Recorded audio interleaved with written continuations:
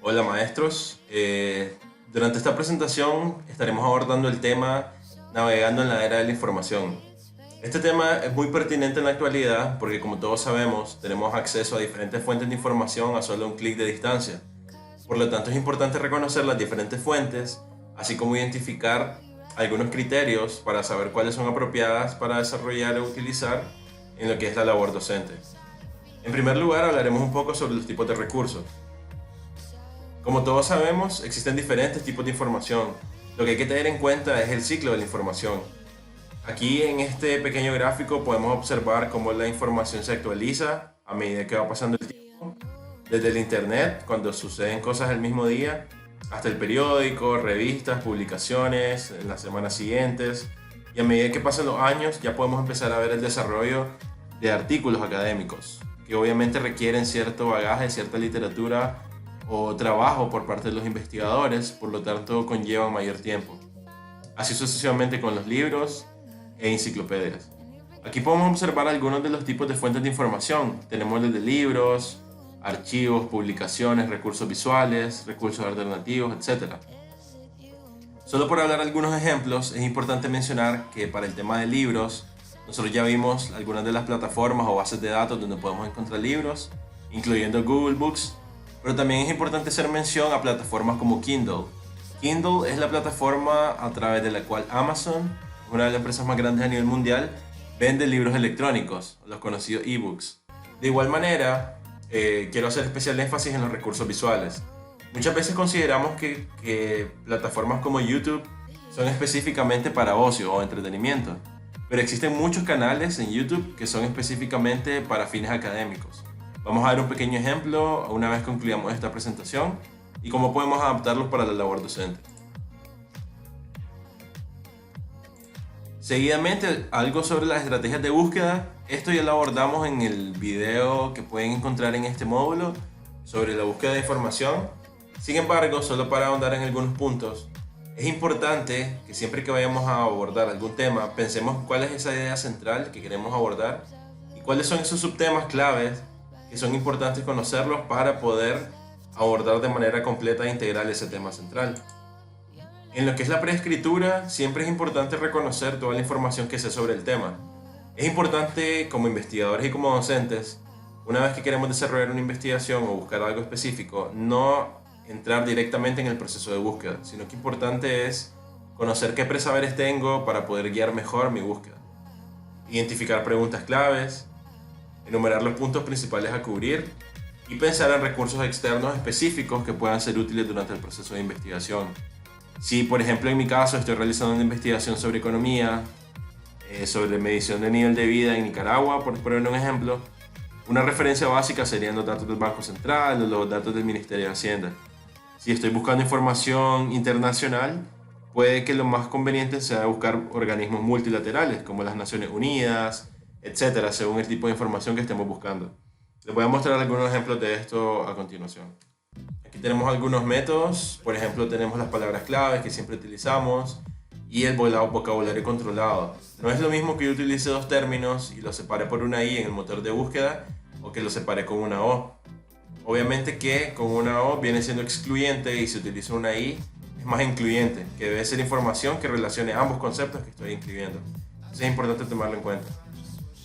Finalmente, pues respecto a las fases del proceso, para ahondar un poco, siempre es importante que se creen carpetas. Cuando hay fuentes de información, es decir, cuando son fuentes de información confiables o que te ayudan a profundizar en el tema central de la investigación, es importante que por lo menos hayan dos fuentes. Y para el caso que son puntos tangenciales o no tan cruciales, es importante tener al menos una fuente. Una vez que se creen estas fuentes, pues es importante crear datos o carpetas donde vayamos guardando esas fuentes, garantizando la disponibilidad durante el proceso.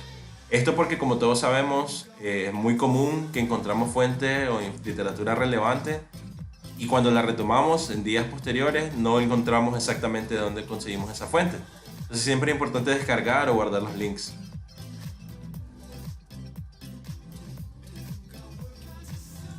Seguidamente, un poco sobre la evaluación de los recursos. Es importante retomar algunos aspectos. El tema de la actualidad. Según el tema, los recursos no deberían tener más de 10 años de antigüedad para que tengan validez. Sin embargo, Como mencioné en videos anteriores, existen temas que tienen que ver con historia y es importante pues utilizar recursos antiguos. La veracidad, ¿cómo me doy cuenta de la veracidad? Principalmente si tiene autor, ya sea autor corporativo o un autor tradicional, si forma parte de un journal o una revista de artículos, la objetividad con que presenta el tema y pues la autoría, que ya se hacía un poco de referencia. Acá tenemos algunas diferencias entre bases de datos y bases de sitios web, publicaciones populares versus publicaciones académicas, fuentes primarias versus fuentes secundarias. Esto es importante también retomarlo porque todo este módulo se ha basado en la búsqueda de información secundaria, es decir, información que ya está disponible realizada por terceros. Cuando hablamos de fuentes primarias es cuando nosotros somos capaces de desarrollar un instrumento para recopilar información desde el campo. Esto lo vemos comúnmente en las investigaciones, lo que son las encuestas, las entrevistas, los grupos focales, etc. Finalmente, hablar un poco sobre los aspectos éticos y las referencias. Es importante tomar en cuenta este punto, por esto es que nosotros dentro del módulo hacemos énfasis en el uso de las normas APA, porque es importante evitar el copyright o tener un uso justo de la información. Para esto hay que considerar algunos aspectos. En primer lugar, si la información que voy a utilizar tiene fines comerciales o no. En nuestro caso es meramente para materia educativa. La naturaleza del trabajo, existen organismos multilaterales como el BID, por ejemplo, que suben información y ellos liberan los permisos para que nosotros, los investigadores o profesionales, compartamos los reportes que ellos realizan. Existen otros casos en que esto no sucede, principalmente en el sector privado. También importa en qué medida he utilizado un recurso. No es lo mismo que yo tome un párrafo donde pueda parafrasear esa información específica a que venga y utilice un documento completo en toda su integridad. Cuando este es el caso, es mejor dejar la autoría a la organización o persona quien lo realizó y trabajarlo de esta manera. Es importante utilizar frases, ideas o palabras de tu autor empleando las citas. Si no utilizamos la cita, corresponde plagio. Por eso siempre se recomienda y pues no tomar las ideas de los demás sin hacer referencia a su autoría. Dentro de lo que son las imágenes también se pueden hacer referencias. Ustedes pueden encontrar en el documento de norma APA todos los detalles al respecto.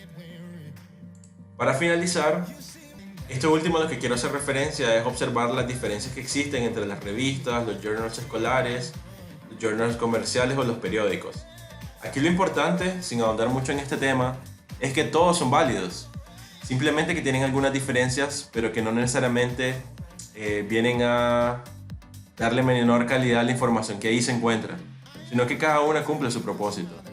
Dentro de los journals comerciales podemos observar que se cumple la revisión de equipos editoriales, al igual que en los escolares. Sin embargo, en las revistas, por ejemplo, existe publicidad, en otros casos no. Esto tiene mucho que ver con el enfoque de la fuente de información, pero como les digo, en todos los casos, tanto los periódicos como los diferentes journals o revistas, tienen un proceso de investigación previo. Es decir, toda la información que ahí se publica está realizada por profesionales que realizaron todos los pasos técnicos o los criterios de calidad necesarios para publicar esa información. Simplemente son diferentes formatos y nosotros como docentes tenemos que estar conscientes de eso y aprovechar cada una de estas fuentes. Para finalizar, como les comenté al inicio, quiero mostrarles un pequeño ejemplo de cómo se deben observar o cómo debemos analizar nosotros los criterios a la hora de buscar videos en YouTube. Tenemos acá algunos ejemplos de canales educativos que podemos utilizar. Por ejemplo, estas charlas TED tienen un formato sencillo a través del cual te presentan diferentes temáticas. Algunos criterios. Pueden observar que tiene una fondo de portada. Acá vemos la cantidad de suscriptores, son más de 9 millones. Esto es un indicador de que son canales atractivos, en este caso de calidad. Tenemos acá las listas de reproducción, muy importante. Dentro de las listas de reproducción, básicamente los canales hacen una clasificación y le ponen un título a una agrupación de contenido. Es decir, acá tenemos 9 videos relacionados con Shakespeare. Acá tenemos 10 videos relacionados a la mecánica cuántica y así sucesivamente. Este es un indicador clave de que son canales de calidad respaldados por instituciones. Ya tenemos otro ejemplo, Crash Course. Podemos ver que tiene la fondo de portada, aquí está el nombre, la cantidad de suscriptores es un número elevado y nuevamente las listas de reproducción. Estos son indicadores sencillos pero claves para saber realmente si un canal es de calidad o no. Tenemos estadística, tenemos habilidad de estudio, literatura, biología, etc. Ahora bien, solo para hacer referencia un poco a las bases de datos, acá les muestro esta página llamada nuestromundoendatos.org, está en inglés, donde podemos observar datos de todo el mundo. Acá podemos buscar por temáticas, desde población, salud, comida, energía, medio ambiente, etc. Y podemos buscar datos a nivel mundial. Esto solo para que conozcan que existen plataformas donde se nos pueden distribuir datos sobre cómo ha venido evolucionando el mundo y se incluyen diferentes temáticas.